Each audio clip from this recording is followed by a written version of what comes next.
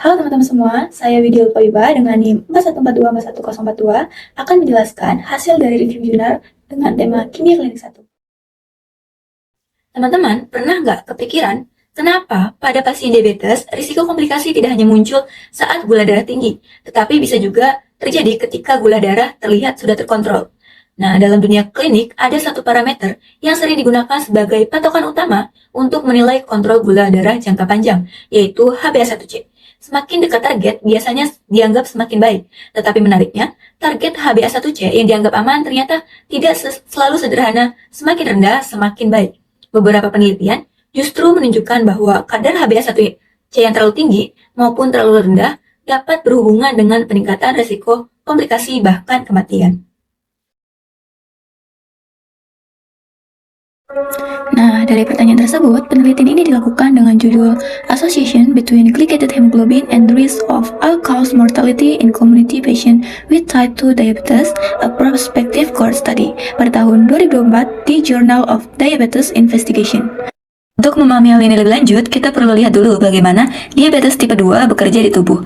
Diabetes mellitus tipe 2 merupakan penyakit metabolik kronis yang ditandai dengan peningkatan kadar glukosa darah atau hiperglikemia akibat gangguan sekresi insulin maupun resistensi insulin.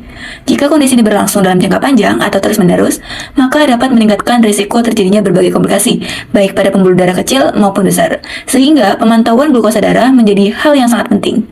Nah, seperti yang sudah disampaikan di awal, HbA1c berperan sebagai indikator utama dalam pemantauan diabetes mellitus. HbA1c sendiri terbentuk dari proses pelekatan glukosa secara non-enzimatik pada hemoglobin di dalam eritrosit. Sehingga semakin tinggi kadar glukosa darah, maka semakin banyak hemoglobin yang mengalami glikasi glukosa yang menyebabkan kadar HbA1c juga meningkat. Di mana kadar HbA1c sendiri dapat menggambarkan rata-rata kadar glukosa darah dalam jangka waktu yang lebih panjang dibandingkan pemeriksaan glukosa darah biasa, yaitu sekitar 2-3 bulan terakhir karena sesuai dengan umur eritrosit yaitu sekitar 120 hari.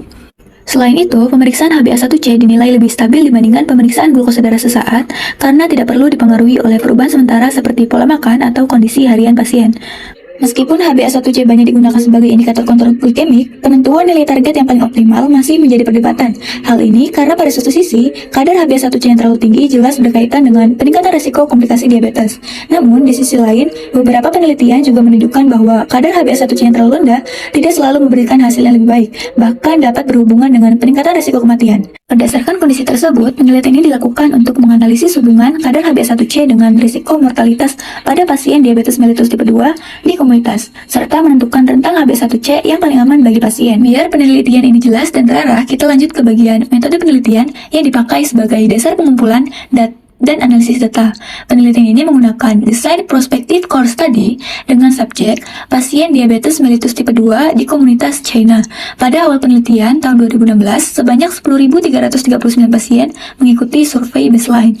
Namun, sebanyak 29 pasien dikeluarkan karena memiliki data baseline dan follow up yang tidak lengkap, sehingga total subjek yang dianalisis dalam penelitian ini sebanyak 10.310 pasien.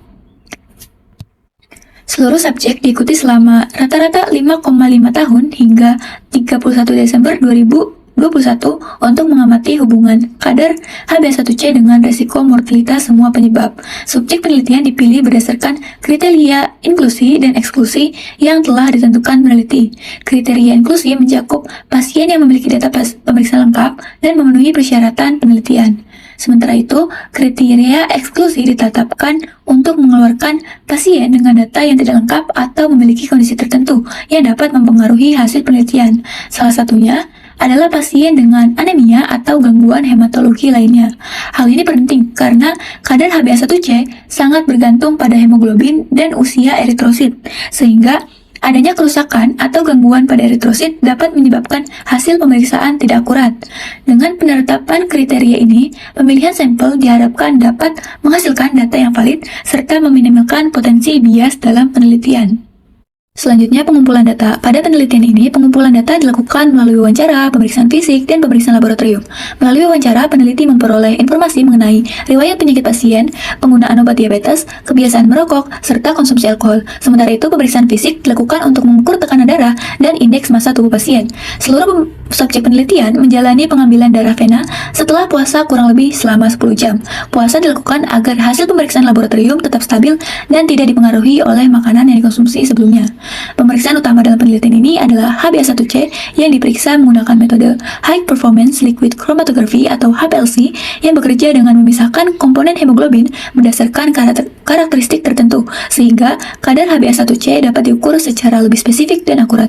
Metode ini memiliki sensitivitas dan presisi yang tinggi sehingga sering digunakan sebagai metode rujukan dalam pemeriksaan HbA1c.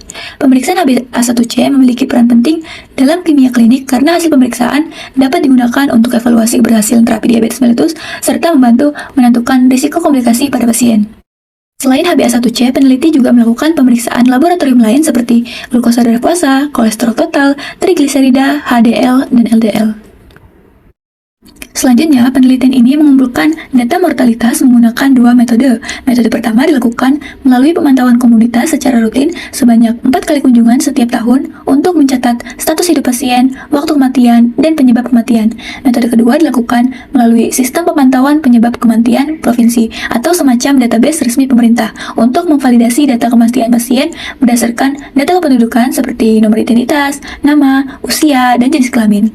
Lalu pengelompokan pasien. Penelitian ini membagi pasien menjadi beberapa kelompok supaya kondisi tiap pasien bisa dibandingkan. Lalu, faktor yang mempengaruhi kematian juga bisa dianalisis. Pada penelitian ini, subjek dikelompokkan berdasarkan kadar HbA1c dan kondisi klinis serta gaya hidup pasien diabetes mellitus tipe 2 dengan pengelompokan sebagai berikut. Lalu memasuki hasil penelitian. Yang pertama, karakteristik dasar subjek penelitian ditunjukkan pada tabel 1, di mana dari total subjek penelitian pasien diabetes mellitus tipe 2, jumlah pasien perempuan lebih banyak dibandingkan laki-laki, yaitu sebanyak 5.808 pasien. Lalu rata-rata usia pasien berada pada kelompok usia lanjut dengan lama menderita diabetes yang cukup panjang, dan sebagian pasien juga mengalami hipertensi. Berdasarkan rata-rata indeks massa tubuh dan lingkar pinggang pasien menunjukkan adanya kecenderungan obesitas sentral pada sebagian pasien. Selain itu, rata-rata tekanan darah sistolik dan diastolik pasien juga cenderung meningkat. Pada parameter laboratorium, rata-rata kadar HbA1c menunjukkan bahwa sebagian pasien masih memiliki kontrol glikemik yang belum optimal. Pada profil lipid pasien juga menunjukkan adanya gangguan metabolik yang umumnya ditemukan pada pasien diabetes mellitus tipe 2. Sebagian besar pasien telah mendapatkan terapi diabetes dengan mayoritas menggunakan terapi antidiabetes oral. Hal ini menunjukkan bahwa mayoritas pasien telah mendapatkan pengobatan rutin untuk pengendalian kadar glukosa darah. Hasil analisis menunjukkan terdapat perbedaan bermakna antara kelompok HbA1c terhadap jenis kelamin, usia, lama menderita diabetes, kebiasaan merokok, hipertensi, dislipidemia, obesitas sentral, BMI, dan penggunaan obat diabetes dengan nilai p-value kurang dari 0,05. Namun, konsumsi alkohol tidak menunjukkan adanya perbedaan bermakna antara kelompok HbA1c dengan nilai p-value lebih dari 0,05.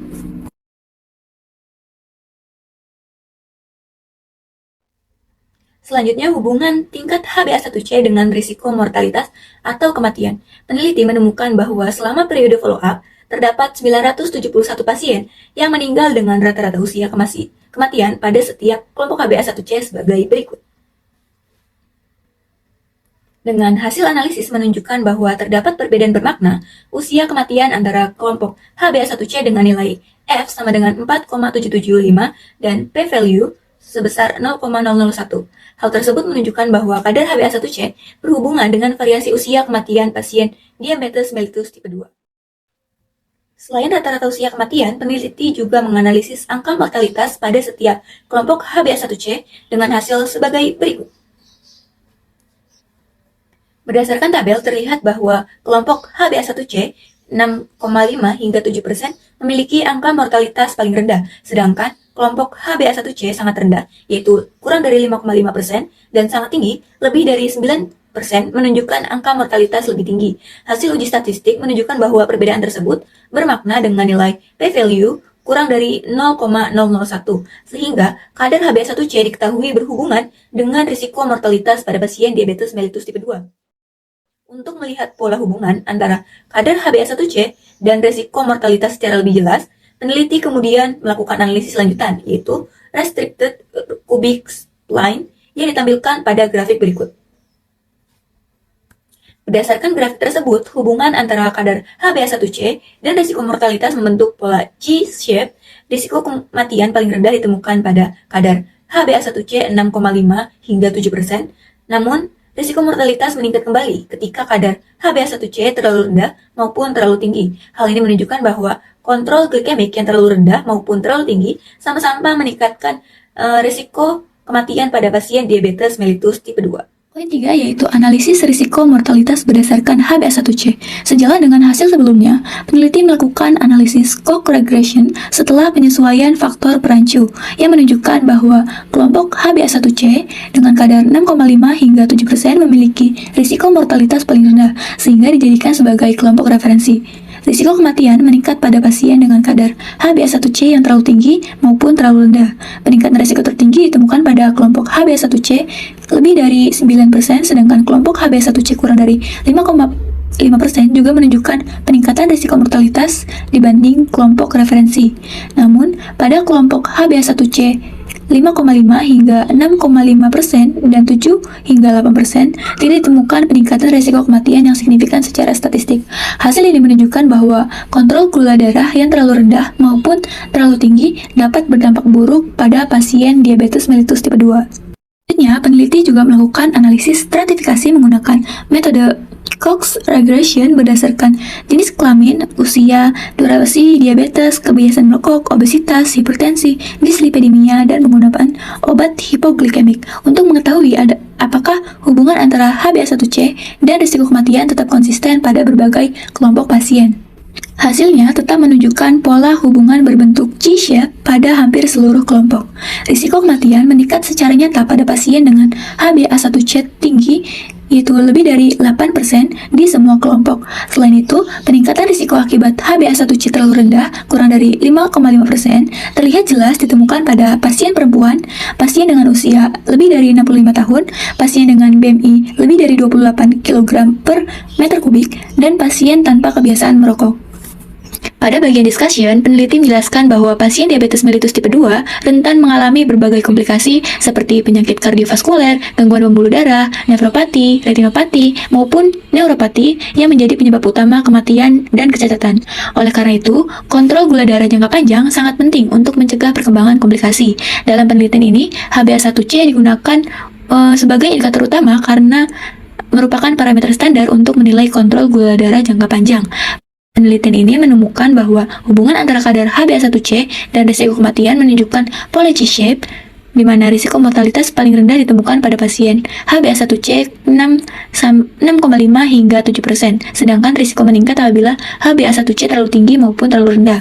Setelah dilakukan penyesuaian faktor perancu, pasien dengan HbA1c 8 hingga 9% mengalami peningkatan risiko kematian sebesar 44%, sedangkan pasien dengan HbA1c lebih dari 9% meningkatkan risiko hingga 108%. Selain itu, HbA1c kurang dari 5,5% juga meningkatkan risiko kematian sebesar 53% dibandingkan kelompok referensi. Penelitian ini sejalan dengan beberapa penelitian sebelumnya yang juga menemukan hubungan G-shape antara HbA1c dan mortalitas pada pasien diabetes mellitus tipe 2.